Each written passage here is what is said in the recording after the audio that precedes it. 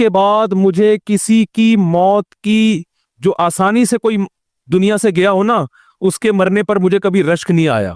رشک کا کیا مطلب کہ بھئی یہ اتنی آسانی سے چلا گیا تو اس کا مطلب یہ زیادہ اچھا تھا، اور معاذ اللہ آپ صلی اللہ علیہ وسلم کے اعمال کم تھے، تو یہ تو ممکن نہیں ہے نا۔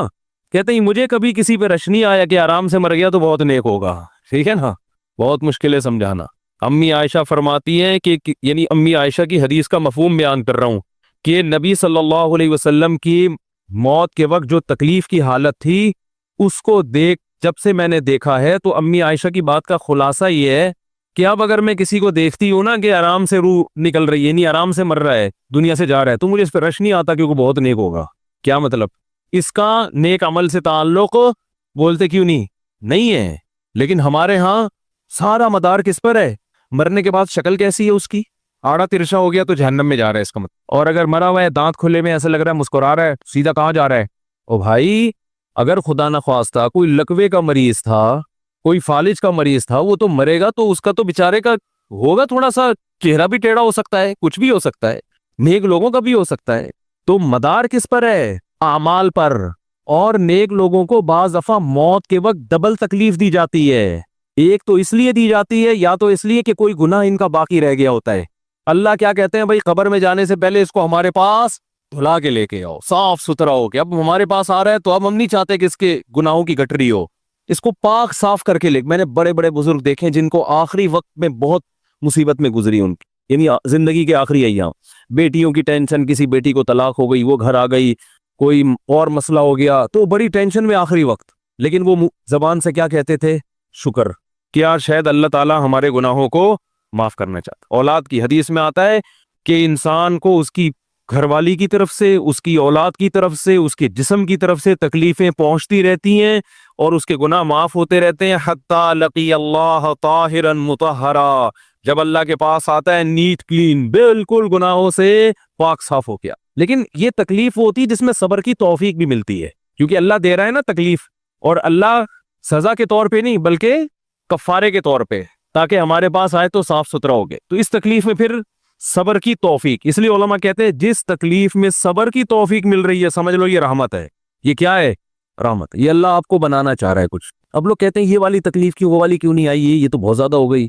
تو بھئی اللہ سے کوئی نہیں لڑ سکتا، وہ جو دے رہا ہے وہ اس پہ صبر کرو۔ اسی کو کہتے ہیں تقدیر پر رضا، جو اللہ نے مقدر کیا ہے اب اس پہ کیا ہے؟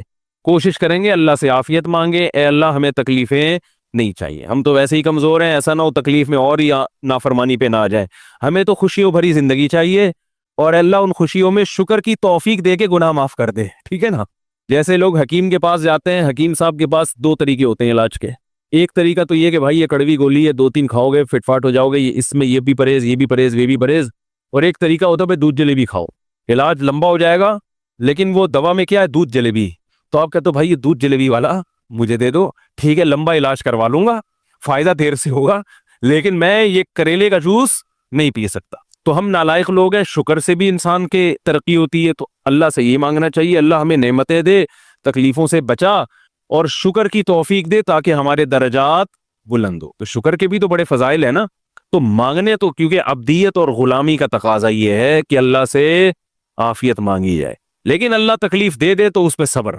تو ہمارے نبی صلی اللہ علیہ وسلم کو ہاں یا تو اس لیے تکلیف ہوتی ہے گناہ معاف، یا اس لیے کہ درجات بلند۔ اللہ چاہتا ہے کہ بھئی یہ دنیا آزمائش کی جگہ ہے، جب آخرت میں آنا تو اتنا تجھے نوازوں۔ تو ہمارے نبی صلی اللہ علیہ وسلم جنت میں آخرت میں سب سے اعلیٰ مقام کس کا ہوگا؟ سید الانبیاء محمد صلی اللہ علیہ وسلم، حضرت آدم سے بھی زیادہ، نوح علیہ السلام سے بھی زیادہ۔ تو اللہ نے فرمایا کہ آپ کو پروٹوکول دینے کے لیے آخری جو اب آپ کا آخرت کا سفر ہے نا، اس میں مادی تکلیف آپ کو دوسروں سے زیادہ دی جائے گی۔ یہی وجہ ہے کہ حضرت فاطمہ رضی اللہ تعالی عنہ آپ کی چہیتی بیٹی، جب انہوں نے آپ صلی اللہ علیہ وسلم کی اس تکلیف کو دیکھا نا، جو موت کے وقت تکلیف تھی اور جو بخار کی شدت تھی، واہ کرب ابتا، فرماتی تھی ہائے میرے والد کا کرب، بہت زیادہ غمزدہ ہو گئی ان کو دیکھ کر کس قدر تکلیف میں ہے۔ تو آپ صلی اللہ علیہ وسلم نے فرمایا لا کرب علی ابیک بعد اليوم، کیسے تسلی کے جملے۔ اپنی بیٹی سے فرمایا اے فاطمہ تیرے باپ پر آج کے بعد کوئی تکلیف، بولو لا کرب علی ابیک بعد اليوم، اس میں بھی آپ صبر کا پہلو تلاش کر رہے ہیں، شکر کا، بس یہ اللہ کی طرف سے آخری ہے۔ آج کے بعد اے میری بیٹی تیرے باپ پر کوئی تکلیف اپنی بیٹی کو بھی تسلی دے رہے ہیں کہ غم ہلکا کر، بس یہ اللہ کی طرف سے آخری ہے، آج کے بعد کوئی تکلیف نہیں ہوگی۔ تو ہمارے ہاں وہ بیچارہ تکلیف سے جا رہا ہے، تو یار دیکھا آ گیا نا سامنے، لیکن یہ دیکھا ہم تو کہتے تھے بندہ ہی 2 نمبر ہے، اب آ گیا نا تو دیکھو کیسے مر رہا ہے۔ اور پیغمبروں کو تکلیف تو دی جاتی ہے، لیکن کوئی ایسا عیب نہیں ہوتا، ایسی بیماری نہیں ہوتی جو لوگوں میں معیوب سمجھی جاتی ہے، یہ نہیں ہوتا، کیونکہ پیغمبر اللہ کے قاصد ہیں، تو اللہ ان کو ہر لحاظ سے امت کو یہ بتانا چاہتے ہیں یہ میرے رسول ہیں، یہ میرے سفیر ہیں۔ تو کوئی بھی ایسی چیز جس کی وجہ سے لوگوں کو ان سے نفرت ہو، یا طبعی نفرت جو انسان کے اختیار میں نہیں ہوتی، تو اللہ ایسی بیماری اور ایسی تکلیف سے بچاتے ہیں ان کو۔ سمجھ میں آ رہی ہے بات؟ لیکن امتی کو ایسی تکلیف ہو سکتی ہے، یہ جو ختم نبوت کے علماء کہتے ہیں نا مرزا غلام احمد بیت الخلاء میں گر کے مر گیا، تو بعض لوگ کہتے ہیں وہ تو بیت الخلاء میں تو فلاں بزرگ کا بھی انتقال ہوا تھا، فلاں کا بھی بزرگ کا ہو سکتا ہے، پیغمبر کا بیت الخلاء میں انتقال بولو نہیں ہو سکتا، کیونکہ پیغمبر کو اللہ ایسے عیب سے بچاتے ہیں جو انسانوں میں عیب سمجھے جاتے ہیں۔ تو پیغمبر کو ایسی بیماری نہیں ہوتی، جیسے اچھوت کی بیماری ہے کہ کوئی ہاتھ نہیں لگا سکتا اس کو، ایسی بیماری پیغمبروں کو نہیں ہوتی۔ کوڑ کی بیماری پیغمبروں کو نہیں ہوتی، کیونکہ ایسی بیماری جس سے لوگ گھن کھاتے ہیں، ایسی نہیں، لیکن امتی کو ہو سکتی ہے، امتی کو ایسی بیماری ہو سکتی ہے، اللہ اس کے درجات کیا کرے گا؟ بلند کرے گا اس سے۔ مجھے ایک واقعہ کسی نے سنایا کہ ایک ہندو تھا، اس کو کوڑ کی بیماری تھی، کوڑ نہیں ہوتا گوشت گلنا شروع ہو جاتا ہے، تو یہ بیماری پھیلتی ہے، تو اس کے رشتہ داروں نے بالکل الگ کر دیا اس کو، وہیں سے کھانا پھینکتے ایسے کر کے، کہیں تبلیغی جماعت گئی، ان کو پتہ چلا، وہ بیٹھ گئے اس کے پاس جا کے، اس کو کھلا بھی رہے ہیں پلا بھی رہے ہیں، تو وہ بڑا متاثر ہوا، یار سب نے چھوڑ دیا اور مسلمان ہو گئے، تبلیغ والے تو اکرام کا کوئی موقع الحمدللہ چھوڑتے نہیں ہیں، تو وہ مسلمان ہو گیا اور پھر اس کا انتقال ہو گیا تھوڑے دنوں میں۔ اب دیکھو اللہ نے جو اس کو کوڑ کی بیماری میں ڈالا، یہ بیماری اس کے لیے رحمت بن گئی کہ نہیں بن گئی؟ تو کفر کی حالت میں کوئی اچھا کام کیا ہوگا اس نے، اس کے بدلے میں اللہ نے اس کو کیا دے دیا؟ کوڑ کی بیماری۔ اب دنیا کہے گی یار عام کافر جو اچھے کام نہیں کرتے وہ تو فٹ فاٹ گھوم رہے ہیں، اور یہ تھوڑا بہت خیال کرتا تھا، اس کو اللہ نے کیا دے دیا؟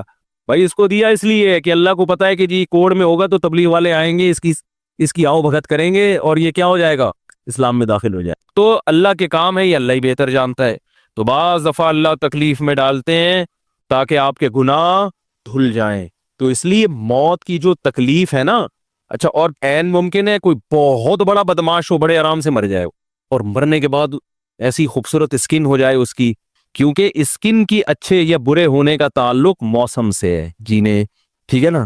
جس کو برین ہیمریج ہوتا ہے تو چہرہ خراب ہوتا ہے، چاہے وہ نمازی ہو۔ میں نے ایسے پکے نمازیوں کو جن کی نماز کی حالت میں ڈیتھ ہوئی ہے، ان کو دیکھا موت کے بعد ان کا چہرہ کالا ہو گیا۔ یہ بری بات نہیں تھی، یہ کالا اس لیے ہو گیا کہ برین ہیمریج ہوا، رگ پھٹی ہے تو بلیڈنگ ہونا، اور ہارٹ اٹیک بھی ہوا پھر ان کو، تو ڈاکٹر کہہ رہے تھے ان کو جلدی دفناؤ کیونکہ یہ بہت جلدی ان کا جسم خراب ہو جائے گا۔ حالانکہ پھر میں نے خواب میں ان کو جنت میں بھی دیکھا صحیح ہے نا؟ تو خام خمانہ لوگوں نے یہ چیزیں منائی ہوئی ہیں۔ تبھی میت کو چھپانے کا حکم ہے، کیونکہ اکرام کرنا ہے نا، تو چہرہ مرنے کے بعد بگڑنا شروع ہوتا ہے، یہ ہر ایک کا ہوگا، چاہے نیک ہو چاہے برا، تبھی تو حکم ہے کہ اس کو جلدی دفن کرو، کیونکہ اس کی توہین ہے اب لوگوں کے سامنے رکھنا۔ اور ہمارے یہاں کیا ہو رہا ہے، باقاعدہ مردوں کے ساتھ سیلفیاں چل رہی ہیں، ناک میں روئیاں ٹھوسی ہوئی ہیں، اور ویڈیو بن رہی ہے، اور زیارت ہو رہی ہے، لائن لگ لگ کے پبلک دیکھ کے جا رہی ہے۔ کیا جاہلانہ رسم ہے یار، کیا جاہلانہ۔ میت میں اور دلہن میں فرق ہونا چاہیے۔ دلہن کی منہ دکھائی ہوتی ہے، وہ محلے پڑوس کی عورتیں آتی ہیں، بھائی دلہن آئی ہے بیوٹی پارلر کر کے دیکھ رہی ہیں، تو مردے اور دلہن میں اتنا تو فرق کرو، مردے کی بھی رونمائی ہو رہی ہے، تو یہ غلط رسم ہے۔ انتقال ہو گیا فوراً چہرے پہ کپڑا، ہاں جو اس کے بہت قریبی لوگ ہیں، قریبی لوگ ایسا ہوتے ہیں کہ اگر وہ بدبو آ بھی رہی ہو، چہرہ بگڑ بھی جائے، ان کو نفرت نہیں ہوتی۔ بیٹے کو اپنے باپ سے نفرت نہیں ہوگی، چاہے جیسا بھی ہو، چہرہ جیسا بھی بگڑ جائے، وہ کہے گا یار میرا اس کا رشتہ خوبصورتی کی بیس پہ تھوڑی ہے۔ لیکن اجنبی لوگ جب اس کو دیکھیں گے تو چہرے کے بارے میں تبصرے بھی کریں گے۔ اور ایک صاحب کا انتقال ہوا، میں نے کہا جلدی دفناؤ، چہرہ نہ دکھاؤ، تو انہوں نے کہا لوگ کہیں گے یار لگتا ہے کوئی چہرہ بگڑ گیا اس لیے چھپا رہے ہیں۔ میں نے کہا اب تو اور چھپانا چاہیے، اس لیے کہ جس کا بگڑ جائے اس کو تو چھپائیں گے تو پھر لوگ یقیناً کہیں گے بگڑا ہوا چہرہ ہے، تو اس رسم ہی کو ختم کر دینا چاہیے۔ انتقال ہوا فوراً چہرے پہ کپڑا، ہاں بیوی دیکھ سکتی ہے اپنے شوہر کو، یا بیٹے ہیں، یا اس طرح جو بھائی بہن ہیں قریبی وہ دیکھ لیں، باقی پبلک سے چھپا کے اس کو فوراً کیا کرو، دفن۔ اب تو قبر میں جا کے بھی دکھا رہے ہوتے ہیں، یہ اجمیوں کی گندی رسم ہے، بری رسم ہے۔ گندی کا لفظ میں نے تھوڑا سا زیادہ سخت استعمال کیا، لیکن مجھے اس سے زیادہ ہلکا لگ نہیں رہا کوئی لفظ۔ عرب میں ایسا نہیں ہوتا، سعودی عرب میں جو ہے نا، عرب لوگ بہت سی چیزوں میں ابھی بھی اسلام کے بہت قریب ہیں، بڑے خاندان، ہم لوگ چونکہ ہندوؤں کے ساتھ زیادہ رہے ہیں نا انڈیا میں، تو بہت سی چیزیں ہم نے وہاں سے کیا لی ہیں جو مذہبی لوگوں میں بھی آئی ہیں۔ عرب میں یہ سسٹم نہیں ملے گا آپ کو، عرب میں جب تک زندہ ہے احترام ادب تمیز، انتقال ہو گیا فوراً سے پہلے دفنایا، قبر پہ تختی بھی نہیں لگاتے وہ، جب جائز ہے تختی لگانا لیکن وہ بھی نہیں لگاتے، کہہ رہے اب اس کو تختیوں کی ضرورت نہیں ہے، اب دعاؤں کی ضرورت ہے، دعائیں ہوتی رہتی ہیں ابا کے لیے، صدقات و خیرات کرتے ہیں، تب ایسا صدقے کرتے ہیں عرب کہ آپ کی سوچ ہوگی، ایسی سخاوت ہے عربوں میں، اپنے ابا کے لیے اپنی اماں کے لیے دعائیں کرتے ہیں۔